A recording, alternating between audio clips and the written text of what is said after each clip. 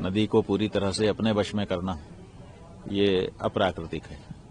इसलिए इस तरह की चीजों से बचना चाहिए। जो लोग भी धमकी दे रहे हैं उनको चिन्हित किया जाना चाहिए और उनकी धमकी में कितना बल है इस बारे में भी जानकारी ले ली जानी चाहिए।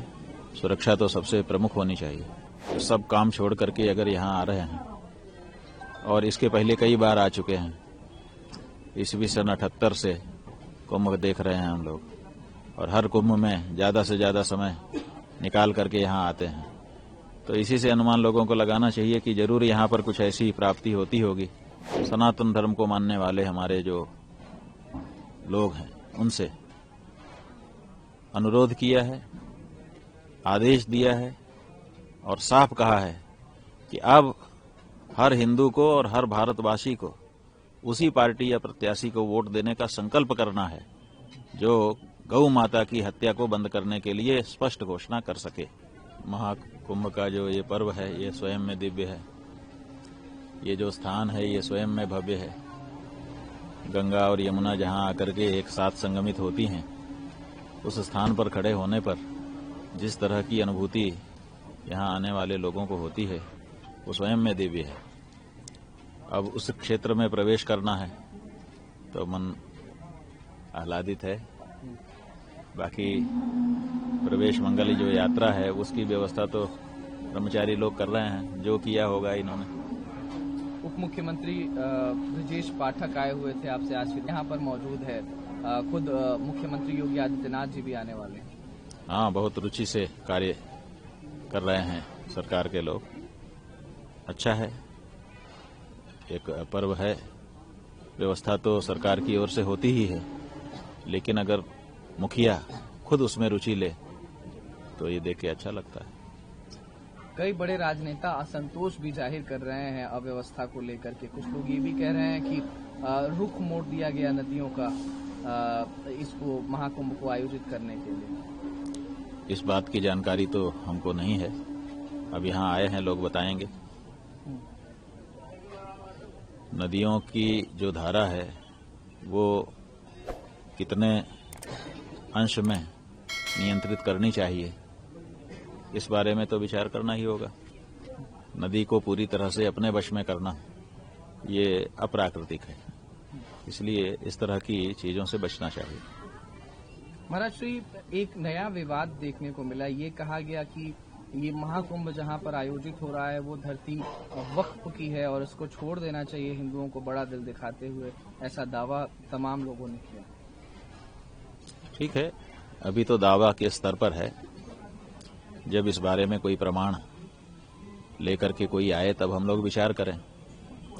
दावा पर कोई विचार नहीं होता है, उसके साथ प्रमाण भी संलग्न करके बात अपनी कही जाएगी और सामने आएगी तब विचार करेंगे। हमने ये कहा है कि परम धर्म संसद का आयोजन हम यहाँ पर कर रहे हैं। अगर किसी के पास ऐसे कोई प्रमाण है तो लाए, उपस्थित करे, विचार किया जाएगा। हम तो किसी भी दावे पर विचार करने के लिए तैयार हैं। आप दावा करिए लेकिन प्रमाण के साथ करिए। महाराज श्री, कई धमकियां भी मिली हैं। महाकुंभ आयोजित हो रहा है, गुरपतवंत सिंह पन्नू खालिस्तानी आतंकी है, उसने भी धमकी दी है। कई बार और धमकियां मिली हैं।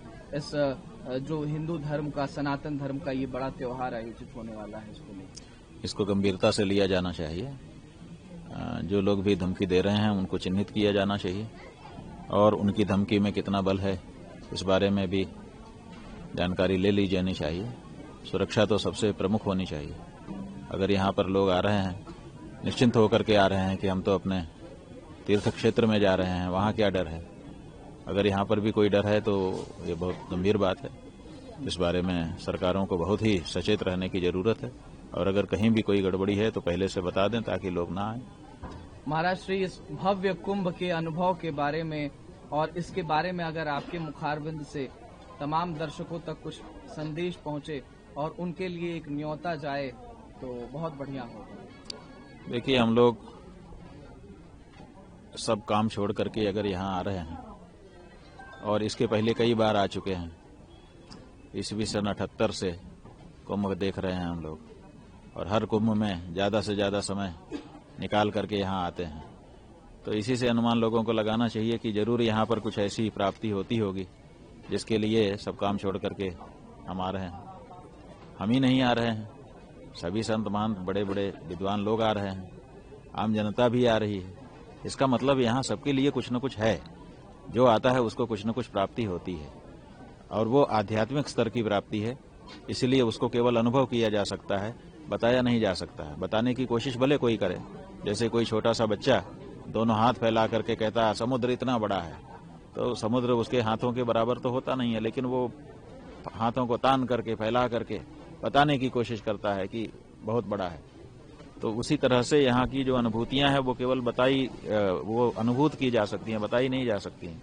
इसलिए हम लोगों से कहना चाहेंगे कि बताने पे मत जाइए, एक बार यहाँ आकर के इस भूमि के संस्पर्श का अनुभव करिए, आप बार बार आएंगे, यह है हमारा विश्वास है। महाराज श्री, पिछली बार जब मैंने आपका साक्षात्कार किया था तो उस समय महाराष्ट्र विधानसभा चुनाव होने वाले थे, आपने उस पर अपनी बात कही थी। इस बार दिल्ली में विधानसभा चुनाव होने वाले हैं, आपने दिल्ली में प्रवास भी किया था, कई महीने लंबा वो चतुर्मास आपने वहां पर आयोजित किया था। दिल्ली में 5 तारीख को मतदान होने वाले हैं, दिल्ली में किस तरीके का आपने रुख देखा, आपने जनता से बातचीत करी होगी, आपका मैसेज बहुत बड़ा होता है, तो उसको लेकर के आप अगर कुछ कहना चाहें। हमने तो सभी भारत के निवासियों से, नागरिकों से, मतदाताओं से और विशेष करके सनातन धर्म को मानने वाले हमारे जो लोग हैं उनसे अनुरोध किया है, आदेश दिया है और साफ कहा है कि अब हर हिंदू को और हर भारतवासी को उसी पार्टी या प्रत्याशी को वोट देने का संकल्प करना है जो गौ माता की हत्या को बंद करने के लिए स्पष्ट घोषणा कर सके। अगर ऐसा कहने में कोई पार्टी असफल रहती है, उस पार्टी को भारत की पार्टी नहीं मानना है, क्योंकि भारत का जो बहुसंख्यक समाज है, जाने कितने वर्षों से वो बार बार गुहार लगा रहा है कि गाय हमारी माता है, उसको मत काटो, उसको मत बेचो, लेकिन ये होता चला जा रहा है। इसलिए दिल्ली के चुनाव में, क्योंकि दिल्ली देश का दिल है, दिल्ली के चुनाव में दिल्ली में रहने वाले पूरे देश के लोगों से हम यही कहना चाहते हैं कि इस बारे में अपने घर के सामने बोर्ड लगा दीजिए कि इस घर में ये हिंदू का घर है, ये भारतवासी का घर है, गौ हत्या को बढ़ावा देने वाली कोई पार्टी और प्रत्याशी संपर्क न करें।